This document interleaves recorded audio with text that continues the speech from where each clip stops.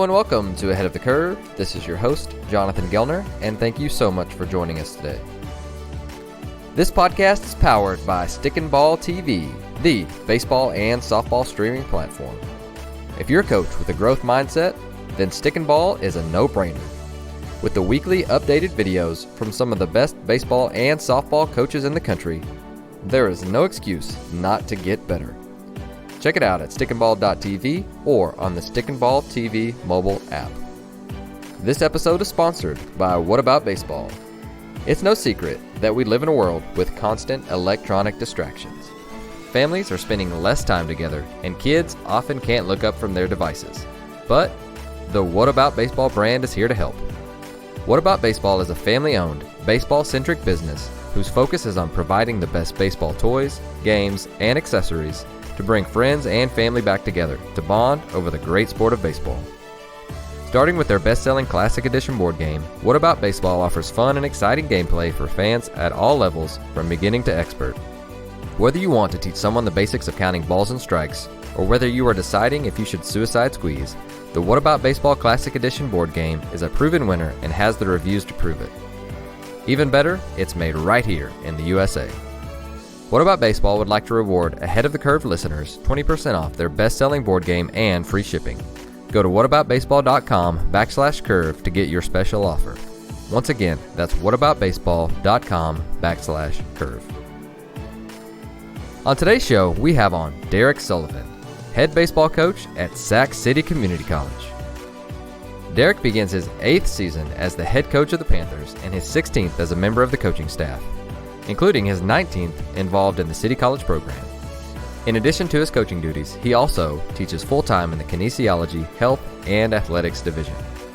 In his 7 years as the head coach, Coach Sullivan has had 90 players transfer to four-year universities. Having a commitment to prepare for the next level, both on and off the field, is a huge part of becoming a Sac City guy. While at City, Sully has amassed an overall record of 191 and 108, and the Panthers have qualified for the postseason in 6 of his 7 years, won 3 super regionals, 2 sectionals, and finished 3rd in California in 2019 and the state runner-up in 2018. Sully returned to coach for the Panthers in 2005 after playing for ABCA Hall of Fame coach Ed Blankmeyer at St. John's University in 2003 and 2004. And so on the show, Derek fills us in on what a Sac City guy is. And we spend the bulk of our conversation going through an entire year of individual player development within the team setting. This episode is so good with Derek Sullivan. Derek, welcome to the show. Hey, thanks for having me, John. It's excited to be on, a real deal podcast and listened before. And, again, had some really good guys and I've learned a lot. So nice to be the guy hopefully somebody learns something from. Oh, there's no doubt about that. And I'm really excited to get to learn from you today and for our listeners. And this is kind of cool because I don't know if you're like the third Sac City guy that I know, or I know 3 Sac City guys, but all of these guys, it just seems like the history of Sac City is something that is just, it's so great. And I feel like for me being, Midwest or the South, whichever you want to put Oklahoma in, right. California kind of has its own thing with the JUCO stuff. So I think the history of that is a little, or his history of Sac City is a little undervalued. I don't want to say undervalued, but underknown throughout our country. So I would love to hear you talk a little bit about just the history that you guys have, the coaches that have been there, the players, and just let's intro the show with that. All right. Well, again, I hope it doesn't come off as any sort of arrogance, but that's a big chore right there. And obviously I'm biased. I think that we have a heck of a program and that, we've had a lot of success throughout the years, but I guess starting with it is, the California Community College system, we are on our own. We don't partner with the NJCAA or the NWAC. And it's not, one of those rivalry things. It's simply the way things are built. California community colleges are almost completely state funded. So it's gone through ebb and flow of how much it costs, but basically one of the largest, was it not post-secondary, but higher education systems in the country and the world with number of students and just the absolute rock bottom price. Currently, the first 2 years, if you graduated from a California high school, the first 2 years are free for residents at community colleges. So like, and it started out that way, which is separate from your standard junior colleges across the rest of the country where there is tuition. Not that it's overly expensive, but we don't have athletic scholarships, never have. And I would, far be it from me to say it, but it'll never happen. It's just such a different thing. So what's developed is California is completely separate. We are over here on the left coast, and we're fortunate. Baseball is one of the best sports that we offer. I think there are 88 baseball playing schools in a normal year, whereas that's not quite the concentration in the rest of the country, other than Texas and Florida. I know have quite a few. Arizona's well off as far as number of programs, but and we've done pretty well. I think 5 state championships. I believe we've been in the state championship game 18 times, which means we've lost 12 or 13 on the last day. But going back to, I think it's 1951, we've had illustrious players and coaches. Jerry Weinstein's probably the biggest name that we can lay claim to. And he didn't start the program, but he inherited something that was already really good and made it a whole heck of a lot better. He's one of the better living baseball men on the planet right now. And the amount of things that he's done and how most of it or much of it began at Sac City. And we've been really fortunate to be, I feel like, at the epicenter of a guy like that. Your Andy McKay's, Paul Carmazzi's, the Skahe Bomberry, Rob Cooper, current head coach at Penn State. Freddie Corral has been a pitching coach in the SEC for many a year. We're fortunate. We've had 43 major league players, with Nick Mears being our most recent last year, and 20 with the Pirates. We've had hundreds of Division I guys at our place, hundreds and hundreds. Professional players going back again to the 40s and 50s. There's just so many things that have been done by Sac City guys after playing in our humble small junior college program. We've been fortunate to learn a whole heck of a lot along the way from those guys. A lot of those guys come back. I still have an attachment to Jerry Weinstein, even though I never played for him. I was the first group of Andy McKay disciples, so to speak. So it's a long history, and it has more to do than just the last 30 or 40 years. We're getting close to 100 years of playing baseball at Sac City, and it's been pretty good for most of it. No doubt, and I love hearing that, and I love just again, a lot of the names that you just mentioned are really at the forefront of pushing college baseball forward, and now professional in the last, when Jerry and Andy got into it 5 or 8 years ago or something like that. Mm-hmm. It's pushed the game forward, and that's an awesome thing to be able to a history to be able to have. But I did want to talk about whenever you got the job. So you come into it and you're a Sac City guy, which it says in your bio, which I love that. And so you come into it and the history, which I'm sure is a huge selling point to it, and for you to be able to sell the tradition of it and being a part of it. But tell us a little bit about your vision of what you wanted to do, what you wanted to accomplish, and kind of, we talk about the president's first 100 days. Really, what did your first, 100 days on the job look like? What I'd say is that when I got the job initially, so was appointed the head coach, it was a shock to all of us, the whole coaching staff. Many guys have been there longer than me. And so it started with the end of the 2012 season. Andy McKay brought us up after we got eliminated from the playoffs, and he was just like, "Hey guys, real emotional. It wasn't a great year, but hey, I think I'm done being the head coach at Sac City. I'm going to go into professional baseball and see what it's all about." And kind of like a bomb that dropped on us. And over the course of the summer, it wasn't obvious. Like, okay, Sully, you're the guy. There were a lot of moving parts. To leave a full-time faculty position is risky at best. And so I know Andy, he took the leave of absence just to make sure things were right. The pro ball was good, but we were not in a great spot. All the things that I just spoke of about the history of Sac City, we were kind of in a lull. A lot of the local programs around here had really invested in their programs, gotten real deal head coaches, and it was much more competitive than it had ever been. And, we were not the best program at the time. We had, for a variety of reasons, maybe recruited the wrong guys. We really weren't doing it the right way, and not the right way.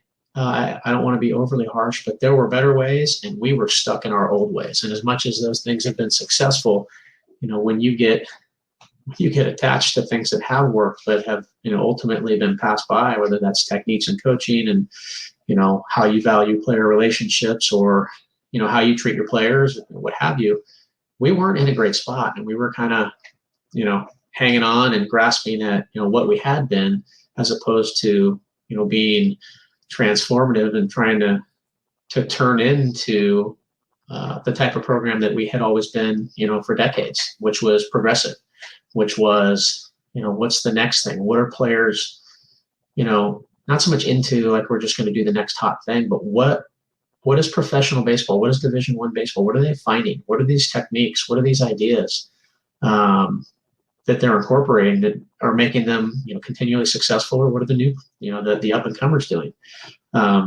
So, and I don't ever want to say I did anything, because each job is unique, but I inherited a program that's supposed to win state championships or compete for them every single year, and we weren't anywhere close. And so we as a group of coaches, we're kind of on our heels.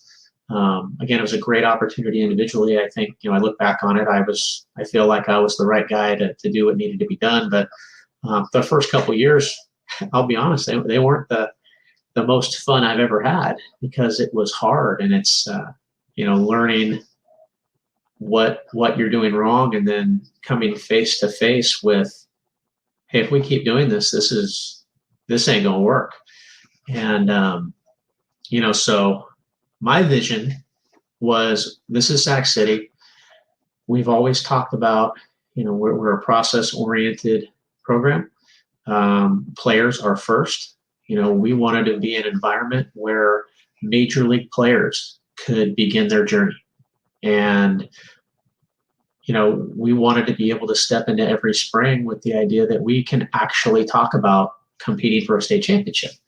And so the two goals aren't always, it's hard to really mesh those, because if you're talking about creating a space to make big leaguers or help develop them, of which we had done a lot of, there's a lot of focus on individual development. And regardless of what the team does, sometimes players need what they need, but also weaving that competitive excellence piece in. We have a real alumni base that, whether they're not so much vocal across the country, but we have a tight knit group we got a lot of old guys that really still care about Sac City, and to hear from them at the golf tournaments when they drop by the games, and their opinions of our best speed work, and if it's good or bad, those two things, those are my vision. We need to compete for state championships, and we need to be a place that professional players can become big leaguers. And that's, so if we're talking about the big grand vision of what it was all about, even when I took over and didn't know what I was doing, that was it. And I'll be honest, it's still it. We're trying to compete for state championships, and we are trying to give players the tools they need to get to the big leagues, that they will use those skills when they are there. No, that's wonderful. And I love hearing that. And I want to dig into that a little bit more. And I think the first one, I want to know, so you've got a players first mentality, but you also have standards that you want them to live up to. And I think that,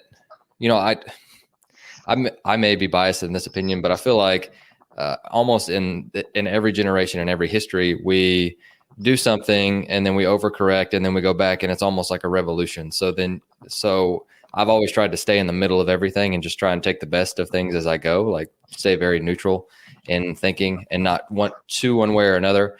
But I think there's a lot of people who hear, hey, players first, and then it's just like the Wild West where there's no rules, where we're like, oh, let's just go have fun. Let's roll a ball out. And I know you're not like that, but I do want to hear, so what's the fine line with that? Because I know that you have very high standards just based on everyone that I've spoken to about you and Sac City. And by the way, I did want to forgot to comment on this too. I think I've heard the term Sac City Guy more times than any single person. Everybody I talk to, they always mention, and so in being, playing at a JUCO, it's like, it's not a badge of honor, but being a Sac City Guy, I feel like is. But anyway, so reverting back to the very first question, what's the fine line and where did you kind of draw the line in the sand of, hey guys, we're going to let you be who you are, but this is what a Sac City Guy looks like? Well, we went through a time of coaching where, we were very hands-on. We're still hands-on, but we kind of had a mold of, and I'll use like the hitters because that was where we were the most restrictive of, you're going to do this. You're going to do these drills. When we're struggling as a team, we would make our lineup do the same thing, like an early down stride in game just to show us that you're bought into what we're doing. And we were very, very rigid. And a lot of times it worked, but what you're talking about with any across team, across the hitters, across the pitchers of one philosophy, as many guys as it helps, there's going to be at least equal that amount that it's going to hurt and make worse. And then there's going to be a margin of it's unchanged. And so like being so rigid, it can't be a player's first mentality. It can't just be about what I want or what my coaches want. You mentioned the roll the balls out mentality. It takes a long time to get to the point where you can just roll them out. Usually that's professional baseball or the big leagues where they've done so much for so long and they've earned trust, you name it. So we don't do that either.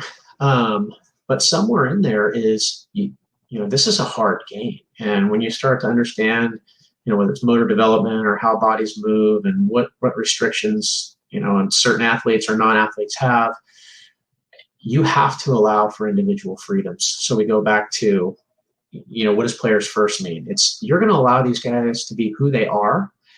And we have some basic tenets that I'm going to require of them, because that's what Sac City is about. A lot of them are interpretive, where only they know what reasons they're doing certain things for, whether it's running hard. Only the kid's going to know if he really is giving his best speed, his 100%, his best effort. Only the player really knows deep down if, they are totally committed to the pitch that they just said yes to on the mound.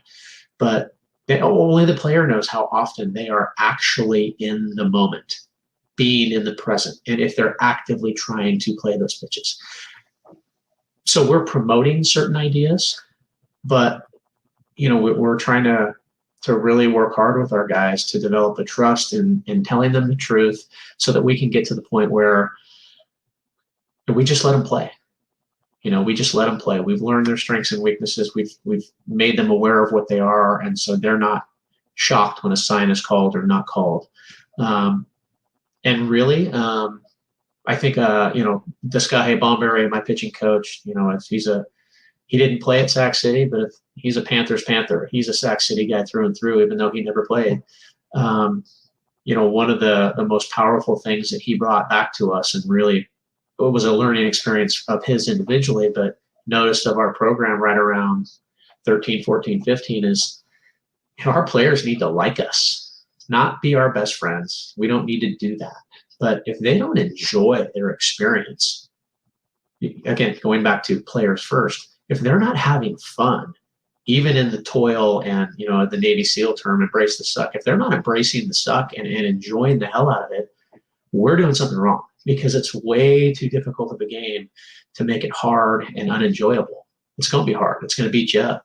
But if you don't like who you're quote unquote going to war with, right, going to battle, competing with, and from top to bottom, the head coach to the last player on the team to our equipment guys and our training staff, etc., we need to make it a good environment, a good experience where they enjoy it. And I know I feel like I'm all over the board, but accountability is a big word that gets thrown around, and it's critical.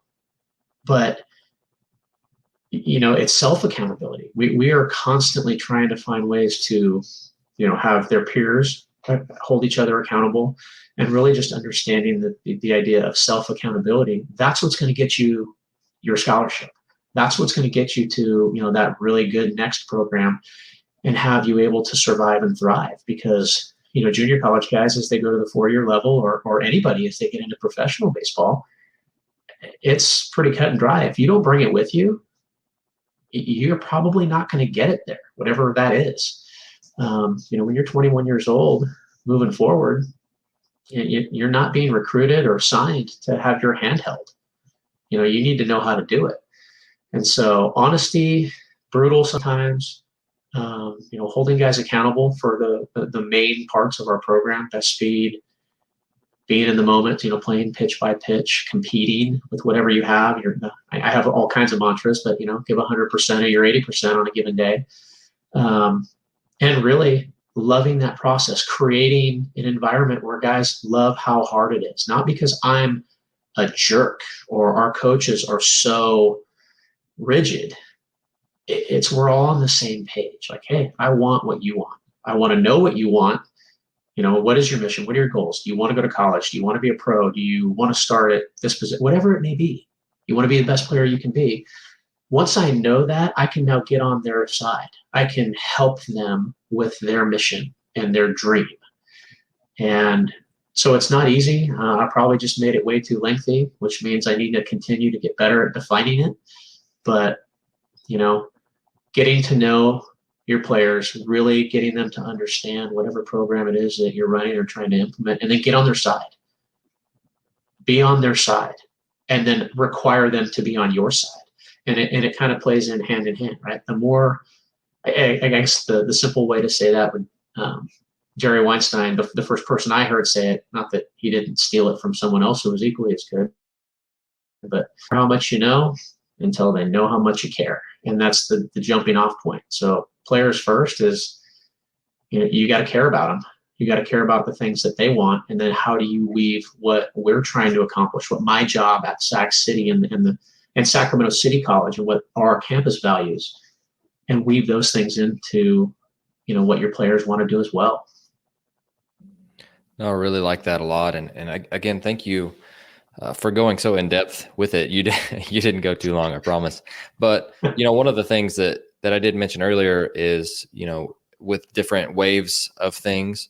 And I think when some people hear that too, they think, well, then I just need to love my players. And I was reading Doug Lemov's book, the Coach's Guide to Teaching, I think is what it's called.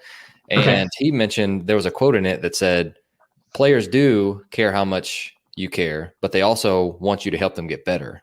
And so I really like that too, because I think that distinction needs to be made. So thank you for talking about how to help them accomplish their goals. You want them to like you, but you really want to push them to get better. And both of those play off of each other. But I also heard you mention earlier that you want to prepare them for the next level, and you want professionals to come back and you want them to be pros. What are some practical things that you guys teach? And if you don't mind, I'd like to hit on this one too, because I think that this is true. You guys allow a ton of responsibility and freedom to own their career, which I think is exactly what a professional does. So I'm going to steal that one from you, but I'd love to hear some other examples of what you guys do to make sure that they know, hey, this is what a pro does. Well, I would say right now, so Bomber, right? He's our best coach. Let's put it that way. He's way better than me, and he's very well researched and spoken. And he's a great coach. The example that I'm going to give is that, our pitchers, he's our recruiting coordinator, and, we do a great job of spreading out the recruiting, but he's the point man. And he's been able to attract, and we've been able to attract tons of, toolsy pitchers. And how? Well, when we sit down and recruit them, and just like when we sit down and we coach them, he takes them through, here is what, especially now that we have a bunch of Rapsodo data. I wish we had TrackMan. Hopefully somebody listening to this wants to sponsor us and give us the 25 or 30 grand. We can get it done, but maybe a Hawkeye sponsorship will take it. But with what we have, we know the data, and he knows the data specifically, the combination of spin rates and efficiencies and what shaping of pitches looks like and how to make it better, or really just how to put them together. Like we can tell our guys what it looks like in the big leagues. If you can rip off a breaking ball with, what is it, 70, 80% efficiency, and then it's spinning at 2,700, you have a big league quality breaking ball. Doesn't mean, you're just going to the big leagues, but to be able to identify hard data, this is what a professional looks like, and give that information to our players. Our guys, when they leave, we're scratching the surface. We haven't been able to capture as much or do it as well on the hitting side yet, with our blast sensors and different, Rapsodo and messing around with K-Vest and lots of technologies. This is not the only thing that we do. Really, we haven't had it for very long, and we've been successful without it. But we're constantly trying to provide proof of, hey, showing improvement. We have our guys come back, and that's probably one of the most powerful things is when you get professional players, whether it's a Greg Vaughn or a Fernando Vina or an FP Santangelo or our recent guys at Pro Ball or guys at 4-year schools that come back and kind of they vouch for these guys are right. We do on the hitting side, we do a ton of stuff that's hard to evaluate. We talk about approaches and what are your strengths and weaknesses and what zones should you attack as a different hitter with different swings, and it's being able to prove to them and show them and get them to trust that what you're doing matters at the next level. And that's where an inordinate amount of our time is spent. I think most coaches can get pretty good at efficiency in practice and rotations and times and great drills, because great drills are out there. But it's about getting the most that you can out of it. We have I hope this isn't going off topic, but we really try to get our guys involved in their own development and understanding that, like throwing program, for example. We have a really good throwing program. Everybody long tosses and pulls down and at different amounts, but we treat all our guys as if they're pitchers. We try to, but everybody in the country plays catch every single day that they show up to the ballpark. But what are we going to get out of our throwing program that's going to separate us from every other program in the rest of the country? What are you going to get out of your throwing program today in this 10 to 30 minutes, depending on what it is? What are you focused on? Rep after rep. What is your focal point? What are you trying? What is your goal for the day? How are you measuring if you're successful? And the idea of, today plus today plus today equals your career, and getting them on board with that and teaching them how to measure themselves effectively. And a lot of times it's internal, it's effort, it's focus based. So again, you can't always write that down. I can't look and check off the box, but if you get guys involved in it and believing in it, then, that's how you're really holding them to these high standards that it takes to earn a scholarship to the SEC or the Big 12. And so that they are, in fact, ready when they go to, they know what they have to do and how they have to do it for themselves to continue to get better, not just to be good enough to get a scholarship, not just to be good enough on that one day when that one team loves you and they want to sign you because you looked the part and you showed them what they needed to see. It's how do you thrive beyond? How do you teach yourself how to work? And it's hard and it takes a long time. Again, hopefully I didn't devolve too much there. It's, how do we expose them to stuff at the highest level? We just have incredibly high standards and we keep pushing them. When a guy shows that he can live up to them, all right, let's go a little better. Let's do a little more. It's not more as far as, just work hard. That's true, but it's not about working hard only. That's like if you can't work hard, really hard, then you're not going to get anywhere. It's working smart. And so once we get them, they get an understanding and a trust of that, we're trying to expose them to what it is to work smart, not just hard. Because hard work, I don't know, it's an assumption. It's a given for anybody that's going to be good or great. But what's going to really separate you and be elite and do those stupid, crazy things that you want to do, everybody hopefully wants to do, you got to do the right things, man. You can't just keep bumping your head up against the wall, really hard and think that's going to work. It's effort. It's overrated. You got to do what's right. And that takes thought and good coaching and trust in the process that it will work over time. So yeah, a brutal honesty, right? Great. You work hard. That's not enough. That provides you no guarantee. It's a good thing. And we should all promote that in society, but you got to do what's right and do that well, not just hard, not just try. No doubt. You work hard on the wrong things and you're just wasting a lot of time. You get worse. You'll actually get worse. Right. Exactly. So you get your new crop of players in August, and like most junior colleges, you have them for a year, you get them acclimated, you have them for one more year, most of the team, I'm assuming, and then you send them off, and then you get 50% new guys every single year. So you don't have a ton of time to be able to acclimate them to a climate, and I think teenagers do a pretty good job of getting to know each other on their own. But I'd love to hear some different team building activities that you've liked and just some of your favorites. We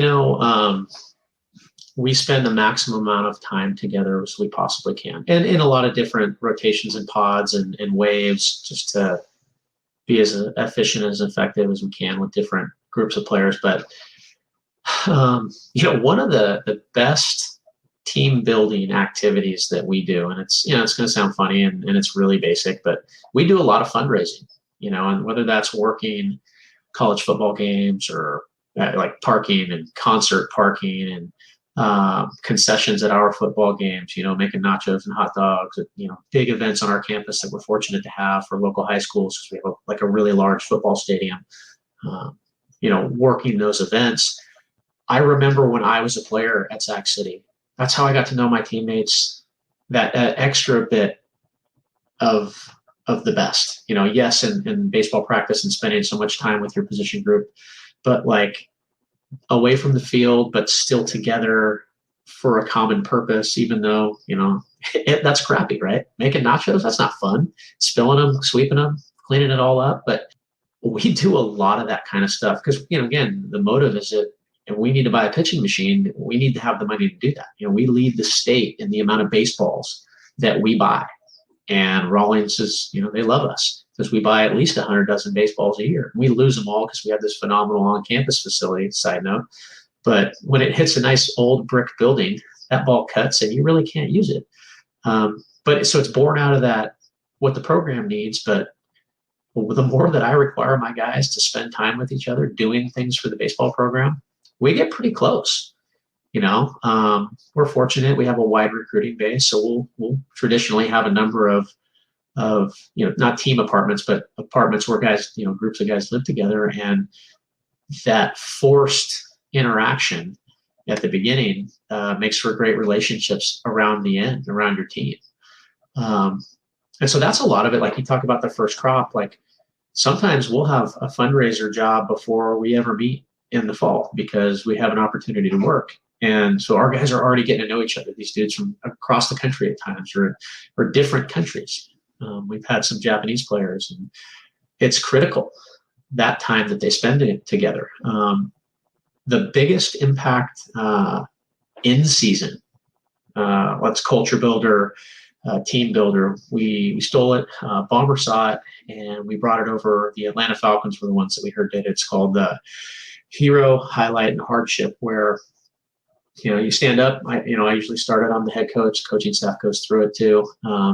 You talk about the hero of your life, or one of them, one of your highlights in the game of baseball, and then you talk about a hardship in your life. And I've never been, and this was 4 years in a row that we'd done it until last year. Sometimes you don't get to do it all in one setting, but it's amazing how much closer your team gets when people are willing to peel away the layers and just kind of open themselves up. And,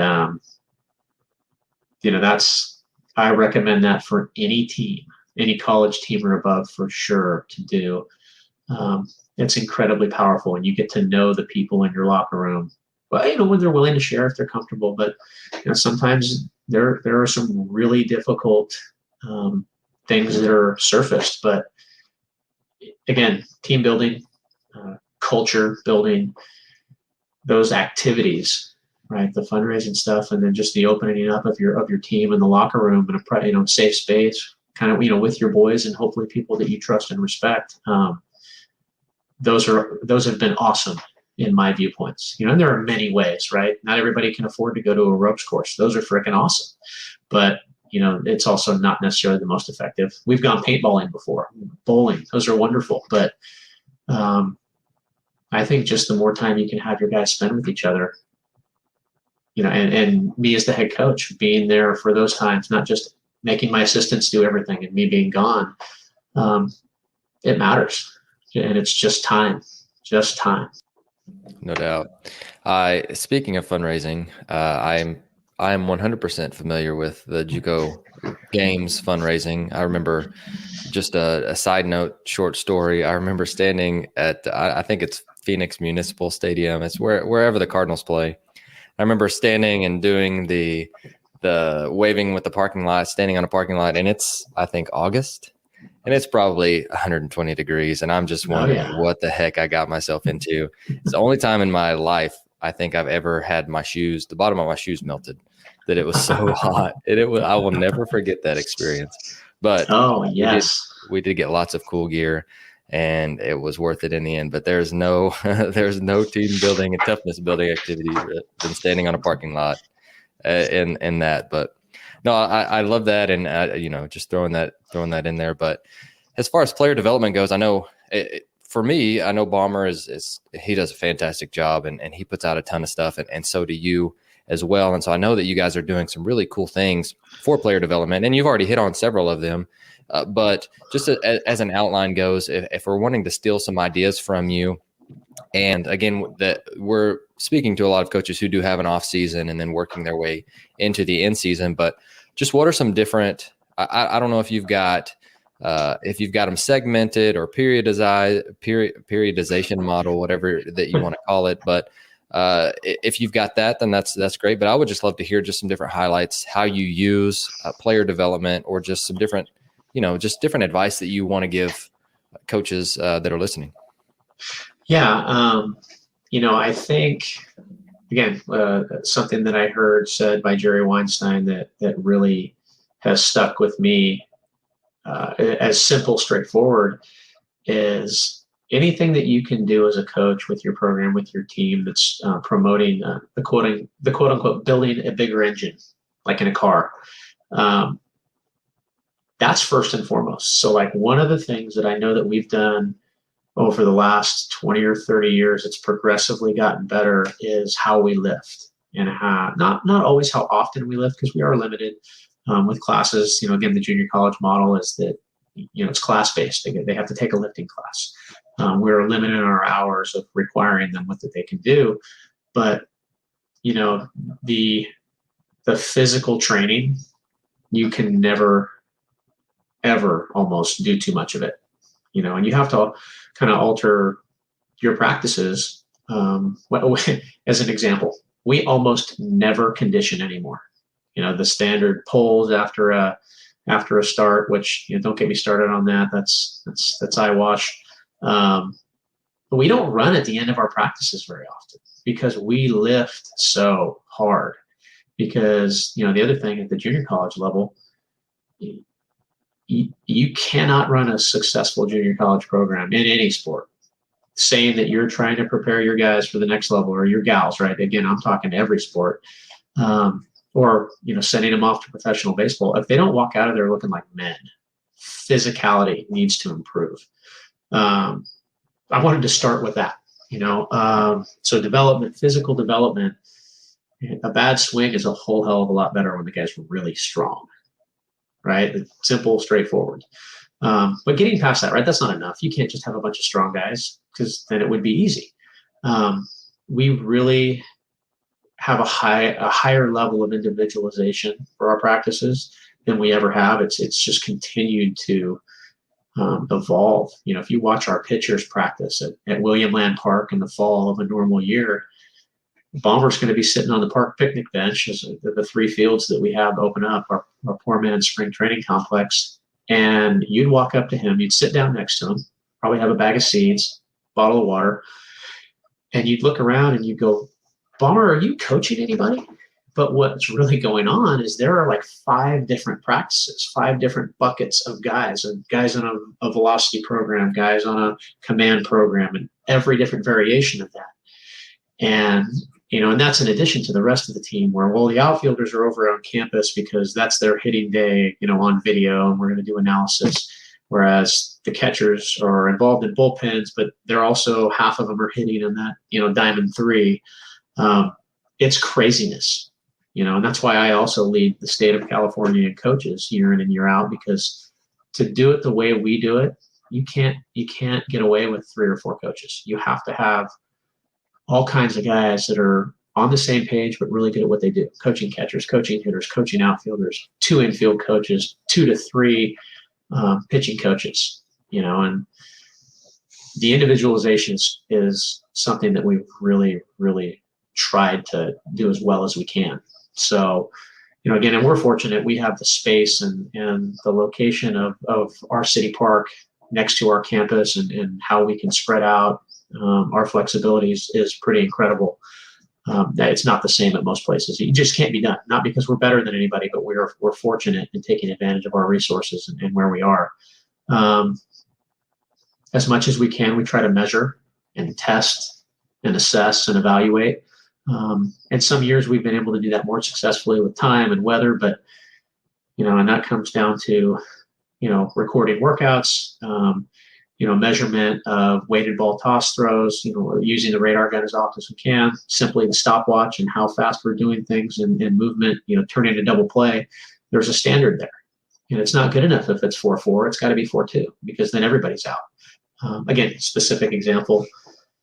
And then I think one of the, and I mentioned it earlier, the best things that we do, or at least the most worthwhile endeavor, is getting our players, each of them, individualizing is great, but that doesn't mean that they're not just doing what you tell them to do in that bucket on that day, on that workout. Measuring, great. So they know how to read the radar gun. That's super. It's getting them involved in their decisions for their career. They understand why they're measuring. They understand why for these next 6 weeks, they're going to be in this bucket of players. Why they're in that cage with those hitters for their stroke development with our head coach, because they're all working on something similar for them for a period of time. And we have to track improvement and show development so that we can move on to the next stage of that development. So individualization, measurement, and at the end of the day, while we're doing all that, we need to teach them what decisions that they need to make for themselves. If we were to, by the time we get to November, December, certainly in the spring, we've done this the last number of years. Sometimes on Fridays, it might just be because we have to go out and recruit, or there's something else going on, right? You name it. We'll go individual development day, or IDP, we call it, the individual development plan, because we've gotten our guys pushed along the path far enough that we have a level of trust that they literally know what they need to go do at practice that day. And I'm not saying that we do that every Friday. It's not quite that simple. But, I think that's one of the reasons I have confidence in speaking how I do about how it works, because I've seen it work. We've had some teams where there are a lot of guys that we don't need to coach by the end. They literally know, at least for that period of time, because of what we've gone through and what opportunities are out there and our level of the game, they know how to prepare themselves. They know how to continue to earn that scholarship that they've already accepted, and they know what they need to do for that next level, and they know how they need to prepare for tomorrow's game and their role in it and where they are at in the season. So something we're very proud of. That word development means a lot to us at Sac City, and we go to great lengths to try to be really good at it and get better at it.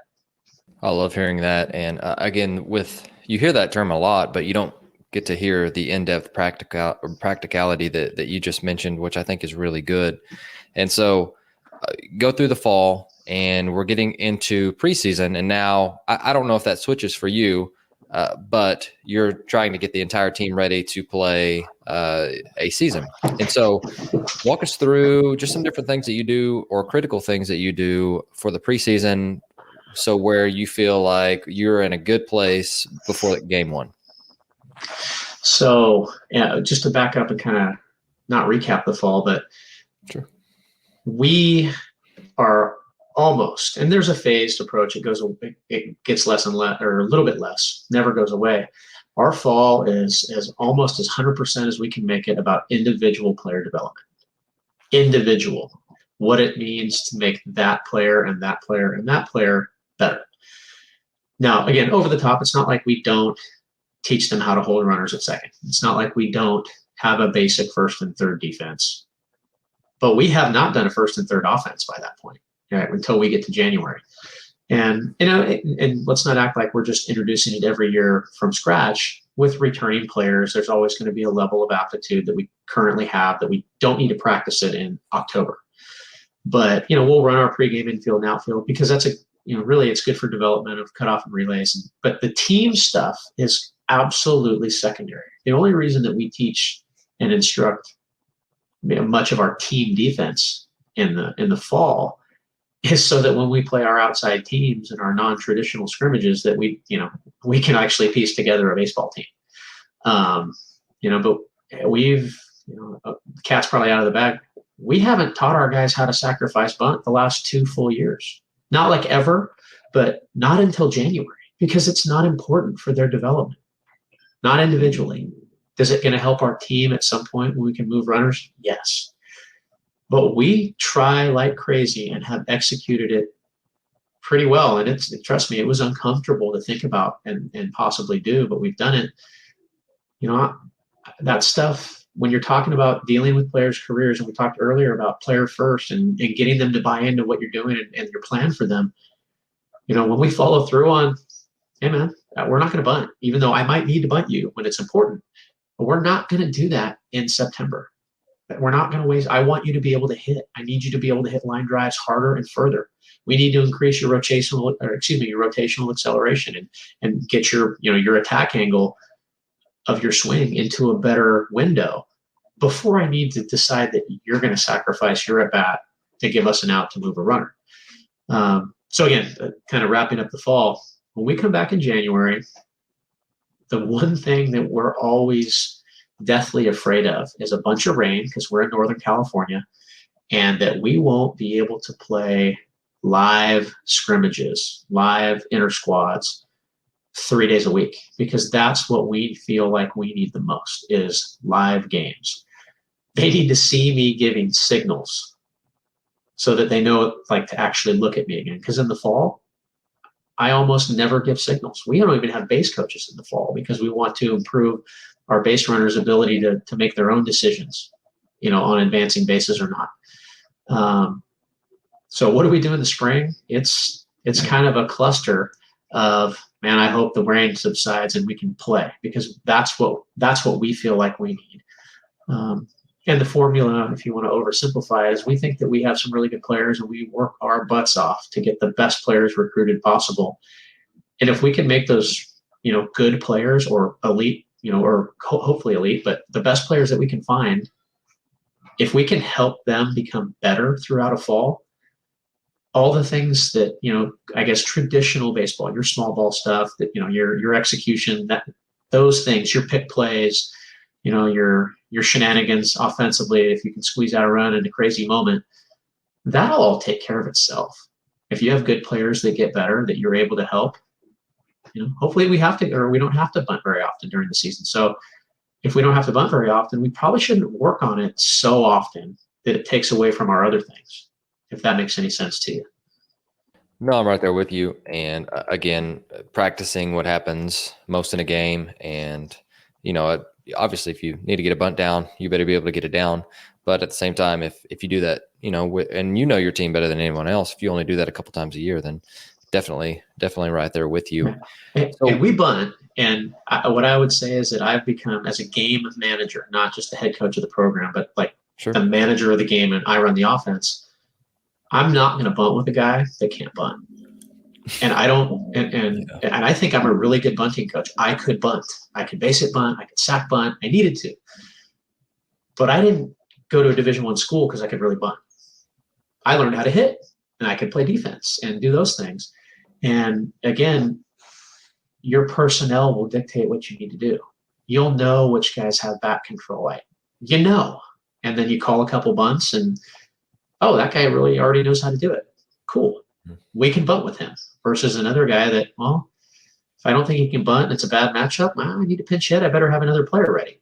And so my game management has become, it's just that. It's less about what we should do. It's more, well, who is this player? Can he do that? And if he can't do one of the things that'll make our team successful, then I need to make a move. But I'm not going to force a guy to bunt just because we're supposed to bunt. I've seen that blow up in my face far more often than just letting the game play out. And, that's my learning curve that I think I believe in. Doesn't mean I'm right. But, that's what our spring looks like. It's kind of a cluster of let's play live, let's figure out our team, this and that and the other, and let's get them acclimated, and then let's go get them and let's play every pitch. I love it. So what, if anything, switches whenever you get to end season? Well, I will say that the switch becomes, we do now care about team. There are things that, we're clean shaven. We wear high socks. We have, the high pants. And those, you can play baseball without, you can have a big rough beard and be, a Hall of Famer, and high socks doesn't matter, but it does to our program. And so those two things are kind of obvious visual signs of, hey, this group of guys is on the same page, or at least, and you can fake it. But we really start talking about team and what it takes to win. In the fall, everybody has a lot of opportunity, and I share playing. If we play a doubleheader, there's usually two waves of people that play, the A and the B, if you will. When we get to the spring and it's well communicated, it is now about us. And we have plenty of time that we allocate for early work or post work and within practices that guys are still working on their thing. Development never stops. So if we go all individual in the fall and then stop and just do team stuff and get really good at our bunties, then I don't think we're honoring what we are promised to our players of to help them continue to get better. They're just they're only doing what Sac City needs them to do. And I think, like I mentioned at the beginning of this, you have to weave in, you have to get your players on board and gain their trust, earn it, right? Not just get it. You have to earn that. And by doing that, or in doing that, you have to give them a lot. You have to give them your time. You have to understand them and get to know them, so that as you get towards the spring and you're going to ask them to help you win, not me, but the program, their teammates. That's we all try to get on the same page there. We're going to do less individual development.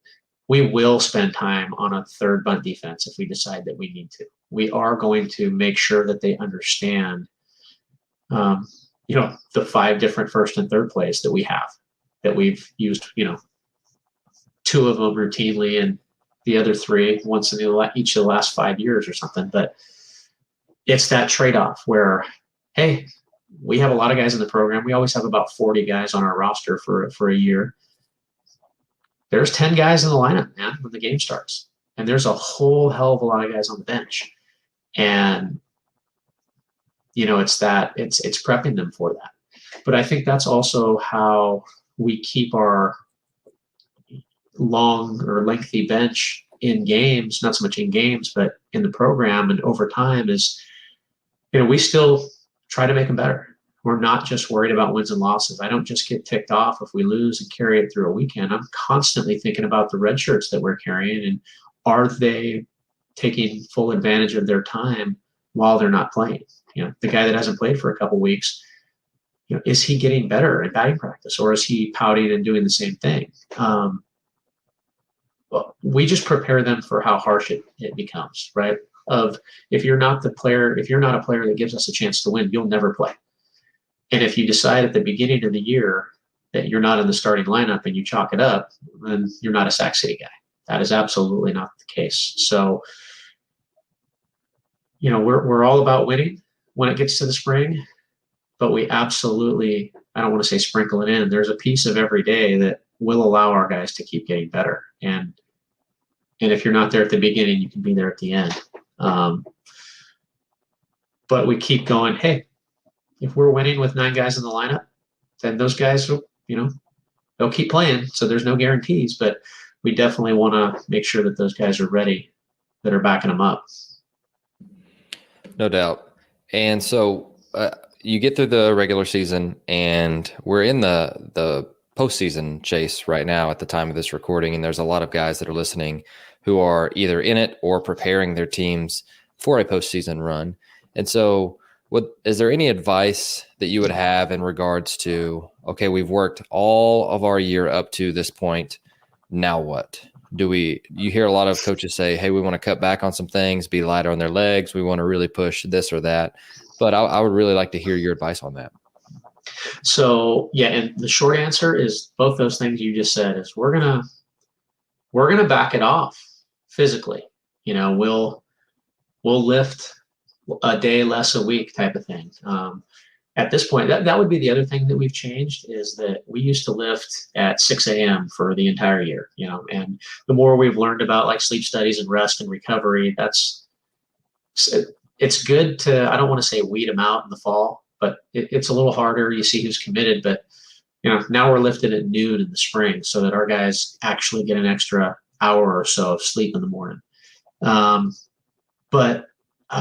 the reasoning behind why I've become way more comfortable, like, hey, we'll just take a day off, or we'll take a pregame batting practice on a Friday in the last 2 or 3 weeks of the season, so we're not going to pull any hamstrings, right? If a guy just needs to stretch out or whatever, the reasoning behind it is that if you haven't already done it, you're not going to do it then, right? It's very straightforward. At the end of every year, any failures that we've had, we sit and identify as a coaching staff, and we look at our team, and sometimes it's personnel, and sometimes, we didn't have a particular skill or a group of guys that they couldn't, if we faced a pitcher that was, soft and away, this is very standard, and we just couldn't beat him. Well, maybe we weren't good enough on our middle op approach. Maybe we didn't have a group of hitters that understood how important it was, or middle in, or you name it. We're going to weave that into like the first 2 months of our fall program to make sure that we have that important, I guess, team-wide skill or understanding of its importance. If we struck out too much in a given year, which happens sometimes significantly, I think the first thing you talk about when you introduce stuff to your hitters in August, September is that having a 2-strike approach really killed us last year. We would have been better. So going back to your question, it's the postseason. What do you start doing? You back off, I think, because the stress is going to come with the games, right? The buildup, and you try to keep your guys calm, focused on the pitch, not the postseason. No one pitch is more important than another. I believe that, but you have to follow through with your actions, and you want to have your guys physically and mentally as fresh as they can be. And if you're trying to input stuff at the end of the year, when it's all the marbles are on the line, it's my belief that you haven't done your job, or you need to do a better job next year, because you can't just do things on the fly. It's so rare to be able to be successful doing that. So yeah, postseason, you've already established your routines. By that time, you've established your core of players that have gotten, the most of the reps. And, it's going to be hard to put a brand new guy in at that point if they haven't taken advantage of the majority of the year to get in the mix. So, you back off, you're not as hard on them. And this is where we talk about as a coaching staff, it's usually the last week or two of the season, and definitely the postseason. There might not be a negative word ever that comes out of my mind from that point on. Out of my mouth, excuse me. If a guy strikes out looking, what is it going to, he knows at that point that that's bad. What is me acknowledging any sort of negative emotion and attaching it? If I got him in the lineup, I trust him. And there's a reason for it. And it might just be because he screwed up or it was a bad matchup. Once again, that's my fault. I let him hit. And so we talked about, again, what's players first. I'm just their teammate at that point. I'm making the decisions. My coach, it's the same thing. There's no negative. There's no yelling. And we have been so much better since I and my coaching staff have truly adopted that, because there's so many reasons for us to get mad. And so, again, I'm probably going a little too far, but what changes is that I'm just their teammate. And hey, man, go get him. It's literally, it's a butt slap. And hey, if it's the catcher, go catch your ass off, man. Pardon my French. If it's a shortstop and he kicked 3 balls, it's my fault for putting him in the lineup. It's not him. He's given his all. And if I don't feel that way, then I did something wrong. And I'm not just trying to accept all responsibility, but that's my job as the coach. And if we get to the end of the year and I see some deficiencies in how we coach them, once again, is that their fault? No, they're just out there giving their best, trying to win. So the tone changes. It becomes relaxed, fun. We have a game we play, we call white ball. It's where I pull out all kinds of pearls, and you get a point for hitting a ball on the screws and 2 points for hitting a ball on the screws the other way. That's batting practice on Friday, my man. White balls, and that's it. And if you win, you sit on the ground while the sprinklers go. And if you lose, you're doing the field. That's practice. See ya. We don't need any more ground balls. We'll take those tomorrow in pregame. I guess that's been our tone, our postseason tone for sure. There's an inner squad on Monday for the guys who didn't throw over the weekend, and then don't get hurt. Be ready on Friday. I really like that. And again, you hear that all the time, but it's really hard to do that. And you even mentioned that it's if you're not willing to scale it back earlier in the season, it's hard to then. And so the next segment, I guess you could say, I know that you're very self-reflective just based on the answers that you've been giving, and so I'd love to hear you get through the season, and hopefully you guys, win everything that you possibly can, but you get to a point to where, okay, the season's over and it's time to turn the page. And so I would love to hear, as a head coach, what are you self-reflecting on? And then I would love to hear just your process of what you do to finally turn the page to the next season, and the things that you want to implement before the next class gets there. And that may be an episode in itself, but I'd love to hear some different thoughts from you. You're right. It could be an episode in and of itself, but I think it's something that we have a constant dialogue about, because all of our coaches or almost all of them are involved in recruiting. So we're constantly identifying the needs and, which class do we need this and who's going to do what are the plans? Who can do this? Hey, we're losing our 3-4 hitters and they each hit 10 home runs. You don't just replace that usually. So it's kind of, what is our team possibly going to look like? When you lose a shortstop that goes to the Pac-12, okay, we're probably going to have an issue there next year. Not that it's going to be bad, but it's not going to be the same.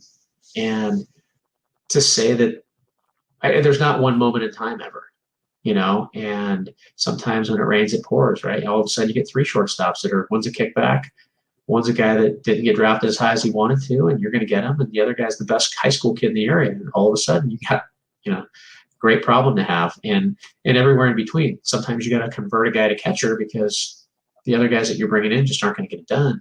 But turning the page, I guess for me, like I said, it's a constant evolving thing that I don't know that there's ever one point in time. It's just, if you've done your work, the idea of you've stacked your hay in the barn, so when the storm comes, you're not worried about that. You sleep easy. We don't start recruiting at any one point. We constantly do. When we've identified, man, this year we have guys that can run, but they can't steal. Well, we need to do a better job of teaching them how to take bases when we have the skill set. We need to set aside, development time for those guys.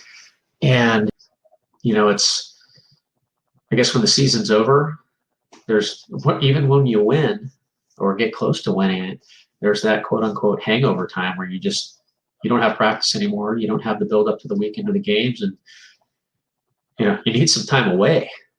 I guess maybe I just don't know how to answer the question, in that it's usually when the season's over, I've already thought about what we need to do at least a month ago.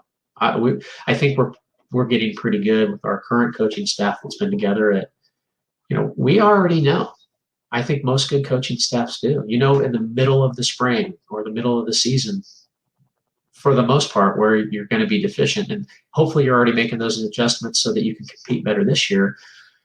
And you're recruiting in such a way that you're going to identify those needs so that they're not the same the following year.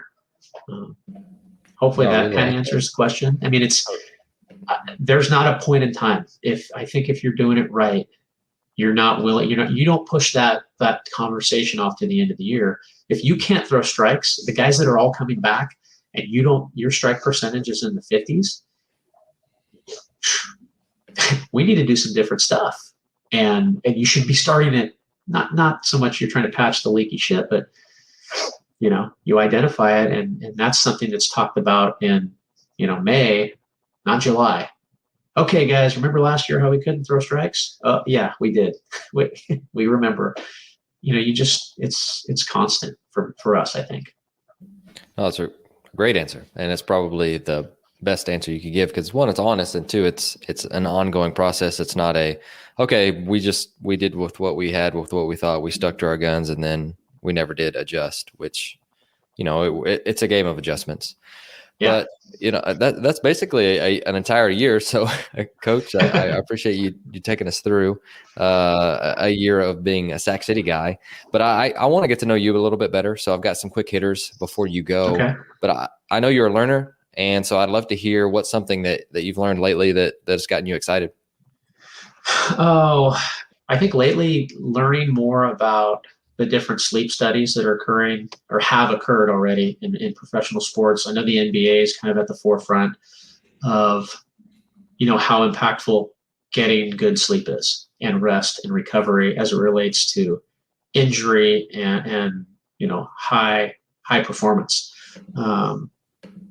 And really trying to figure out how we can use that information at our level in college in general, because college athletes can be difficult because, the vast majority of us, when we're in college, that's, it is one of the, the funnest times of our lives. Lots of people are very social, athletes included. And, you think you're invincible, a lot of those things. And how can we get the message across to our guys without being so negative? And how can we get them on board with understanding that if you sleep a lot, you won't get hurt? Not that you won't, but it's amazing how the body will recover. When you get the right kind of sleep, right? When you go into this different sleep cycles, right? And how many of them do you get per night, and how that repairs your body, how that repairs your mind, and getting them buy in on that. And how can we change how we do things? We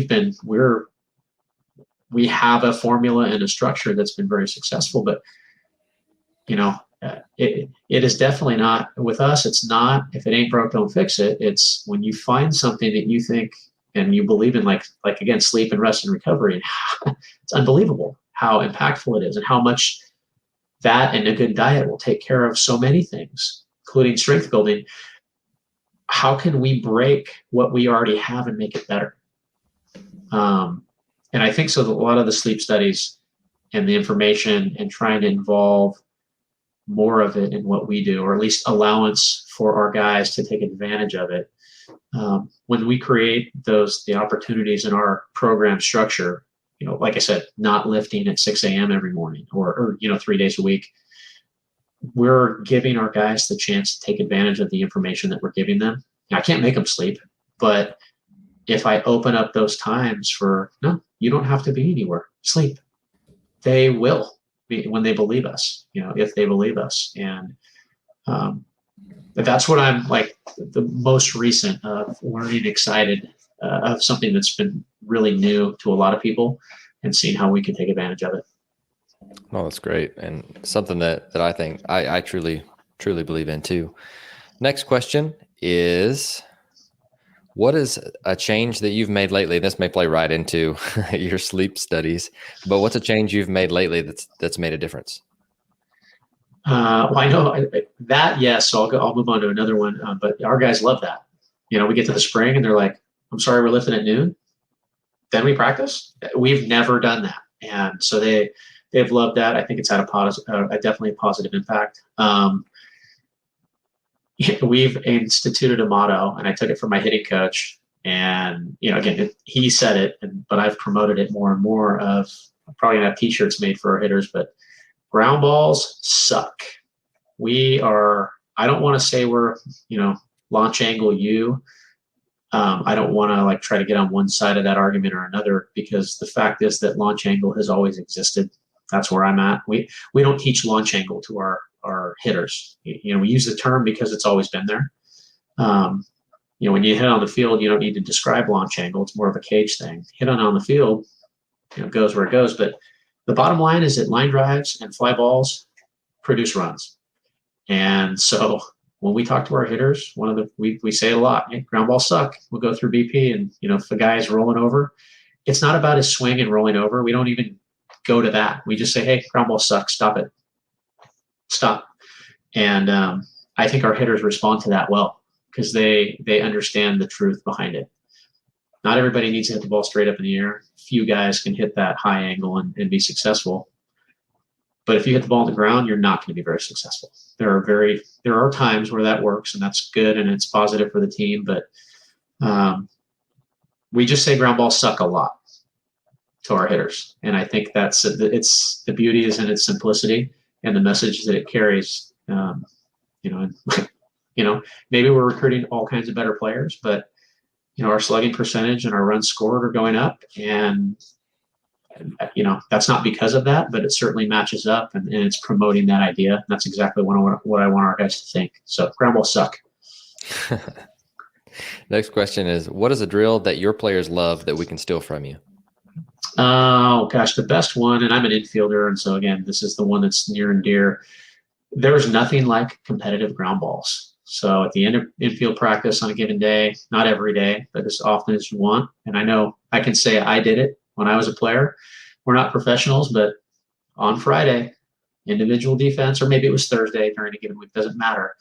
Everybody brought their money, they threw it into the pot, and the last guy standing got it all.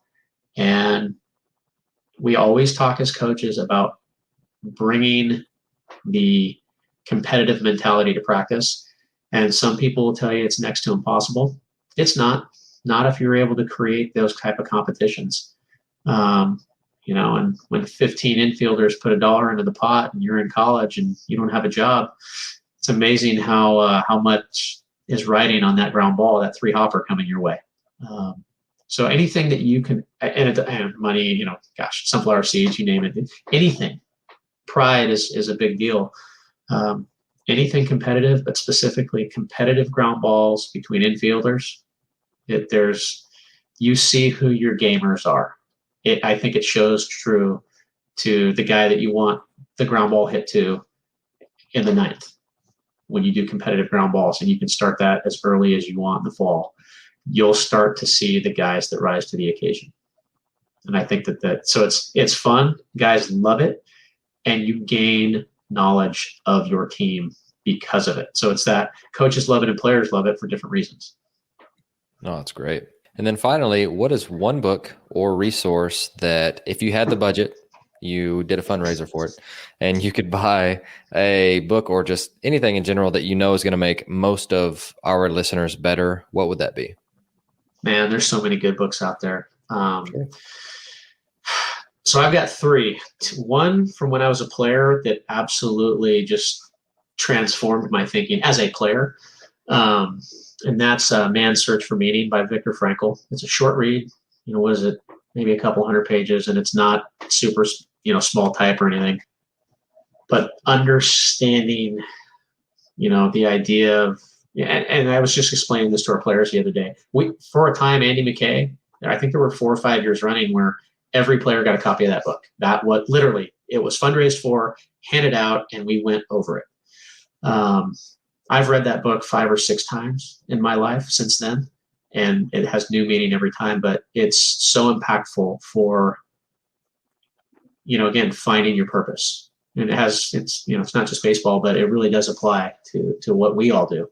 One of the bases basics should be the basis for every coach should have on their freaking wall. The one behind me, I think my copy's here as opposed to at the office right now, but Heads Up Baseball 2.0 by Ravisa and Dorfman. I just don't think that there's a more readable book for players, coaches, beginners, experts.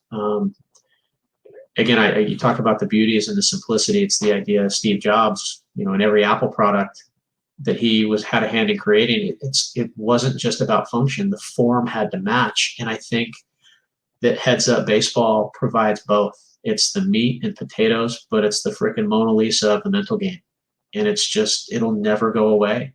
It's always applicable and it's so relatable. So as a coach, if you got to start somewhere with a kind of a catch-all book that's specific to baseball and not just, a philosophy or, you have to interpret, Heads Up Baseball 2.0, and even the first one, it was just amazing. So that, and then the one I've read the most recently that I've heard a lot of people, I don't want to say there's controversy, but Eugene Bleeker's The Old School versus New School in the player development. I mean, he's very new school, but what that book I thought did well was provide a meeting point, a middle point of how both are so valuable. And again, I reference Jerry Weinstein as much as anybody. You follow his Twitter and old guys rule. And Brent Strom and those guys. You can't just have data. Wisdom and knowledge is the goal. And you have to have delivery methods, and you have to be able to create buy-in with those players. But it's both. You can't be afraid of information. It's terrible. But you can't rely solely on data either, because there's no always or nevers in this game. And so I like that book and how it provides some brand new, metrics and data and I don't know if it's philosophies, but it merges it with, hey, that old school scout that knows what he sees, there's an incredible amount of value there as well. And so I think it honors both ends of the spectrum without giving, one side or the other more weight. It's just a fact of life, is that when you know more and new stuff, and new stuff is actually usually old stuff just being recirculated, there's less of a fight. We all seen hitting and pitching and catching Twitter, and I'm sure there's first base and second base and center field Twitter, and there's value in information. And when you take things too personal, that's not good. Don't take it personal. I sometimes wonder if there's any other Twitters out there like baseball Twitter. I like if there's a Steph Curry versus James Harden shot Twitter, or I have no idea. Yeah, I'm sure there's a I formation versus spread. Right. Twitter. Who knows?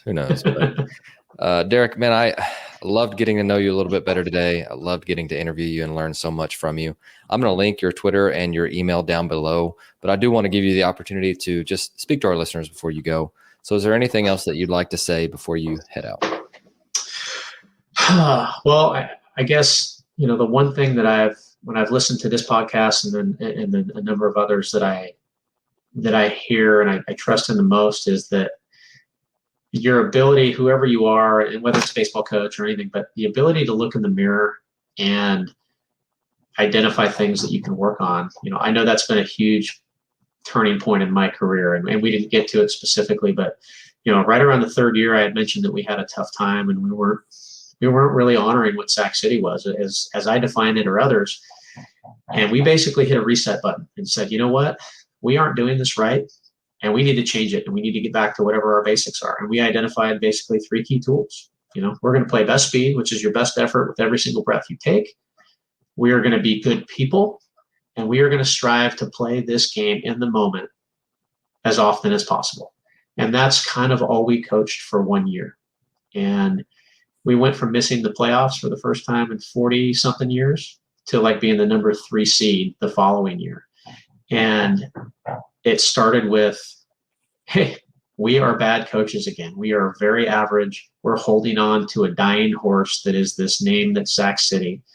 We need to change it, or that we're really going to be obsolete. And it's amazing how fast you can fix something that turns out wasn't as broke as we thought, but just being honest and being willing to change and open to it. One thing I wanted to talk about, we didn't get a chance to, the technology stuff. It can be really difficult. You should have patience with it. If you're a baseball coach and you're afraid of technology, there's a reason for it. But if you're patient and do it anyways and learn what you can and just little bit by little bit, your players will love you for it because you're going to speak their language, and the buy-in, it happens faster. The learning curves get shortened when you start to use some of the technology because you have proof for the things that you know. And it's easier to tell someone and teach them and get them on board with it because you're not just saying, do it because I say. Look at the numbers. It's impartial. And so utilizing all those tools to your advantage. Be honest with yourself. It's okay to be scared of new stuff, but do it anyways. Try new stuff because at the very least, you'll figure out something that you don't want to do again, and you'll know it's wrong versus, something in the back of your mind saying, well, you were always afraid to try it. Try it and fail. You'll be all right, and you'll be smarter because of it.